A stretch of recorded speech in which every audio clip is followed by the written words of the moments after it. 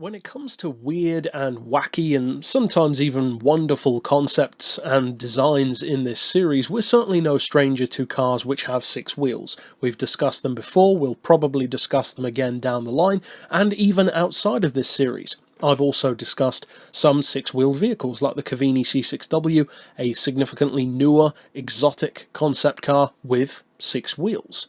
This one, though, is much, much older. This is a 1940s Indy car, the 1948 Pat Clancy six-wheel special. Now, this car was born of a specific idea from Clancy himself, who'd made his fortune from trucking. And he noticed that the overweight loads on the trucks that he had driving through the mountains would often handle better than cars, normal cars.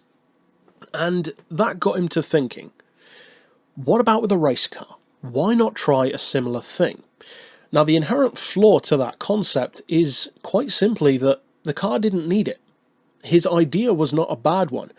It was just the wrong form of racing to try it with, because when you're driving around an oval track at the Brickyard for the Indy 500, you just don't need six wheels. It's a great concept when used well, but it's a strange place to use it. Of all the places where you would use six wheels, an oval race seems to be probably the last one that would come to mind. So it's unfortunate that it was applied there, because if it was applied somewhere else, for instance for rallying, such as the Jules Proto 6x4, which we discussed, it could have worked out better. But this is what he chose to do. Now, the car is powered by a 4.4 litre straight four, putting out about 275 horsepower. It had a clocked speed at the Indy in 1948 of a pretty decent 128 miles per hour, and it did actually finish the event. It qualified around 20th, finished in 12th, which was still 10 laps behind the winning car, but still, the fact that it did manage to finish is pretty respectable. And later on, the car was actually converted back to a conventional four-wheel layout. Now, interestingly, all four of those rear wheels are actually driven.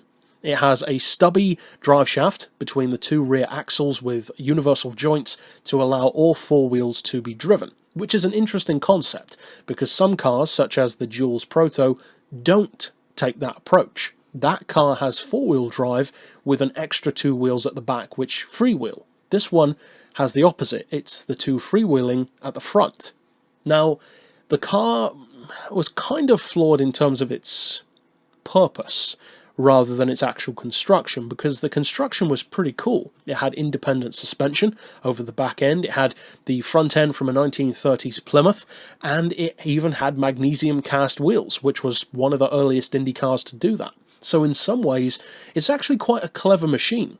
And not even just in its concept, but also, funnily enough, and rarely for this series, in the way it was carried out. It was a good idea, and it was well done. It did suffer some mechanical issues in the race itself, but as I said, it did still finish 12th, which is respectable enough for something so radically different, at a time when people were trying things that were different. Different engine locations, different amounts of engines even, having front-wheel drive instead of rear-wheel drive. People were trying to experiment. Some, of course, were more successful than others, but I love that kind of thinking. As I've said before, try something new, and even if it doesn't succeed, you build for the future.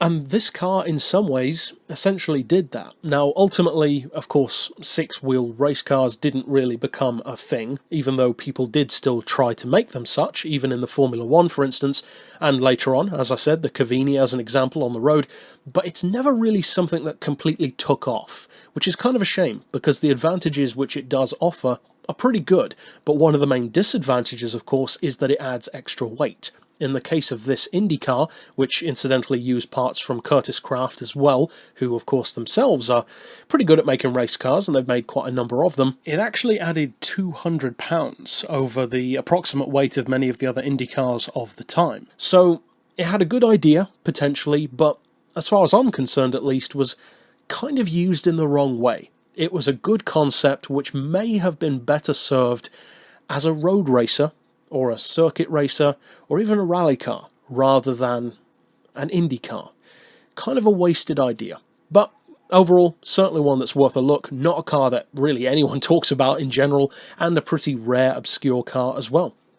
So, of course, if you'd like to check out others in this series, you can click through to the playlist at the end to see all the ones we've done so far. And for now, as always, thanks for watching.